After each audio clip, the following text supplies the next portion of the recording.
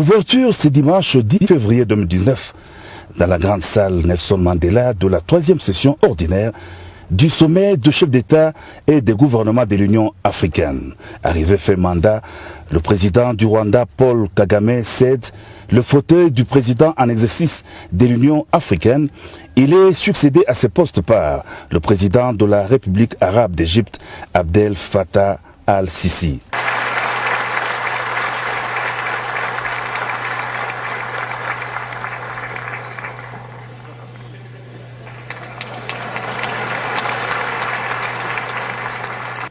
La République démocratique du Congo est à l'honneur.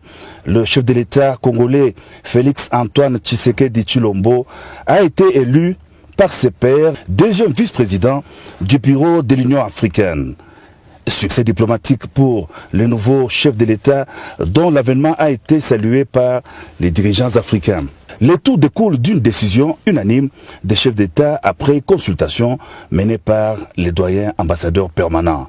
Le président égyptien est élu président en exercice de l'Union africaine, premier vice-président chargé de la zone Afrique australe, Cyril Ramaphosa, deuxième vice-président chargé de l'Afrique centrale, Félix-Antoine Tshisekedi Tshilombo, troisième vice-président chargé de l'Afrique de l'Ouest, Issoufou, et quatrième vice-président, rapporteur, Paul Kagame.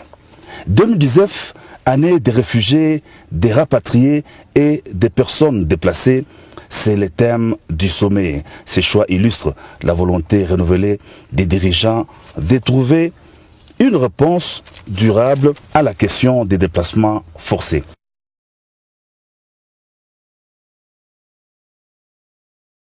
C'est un succès pour la diplomatie congolaise. Et puis en premier lieu, du président Tshisekedi. Vous savez que chez nous, il y a eu une première alternance pacifique. Et la République démocratique du Congo aujourd'hui est rentrée dans le club des pays véritablement démocratiques sur le continent africain. Donc c'est quelque chose de fondamental. Donc aujourd'hui, il y a lieu de féliciter le président Tshisekedi pour avoir été choisi parmi ses collègues pour être le deuxième vice-président de l'Union africaine pour l'exercice 2019. Et puis il sera président en exercice à l'exercice 2021, déjà programmé. À mon avis, c'est déjà la consécration, si pas la légitimation africaine de notre président, après tous les remous qu'on a vécu dernièrement, si bien que le débat post-électoral est aujourd'hui définitivement clos. Le chef de l'État est actuellement président de la République de plein exercice en République démocratique du Congo.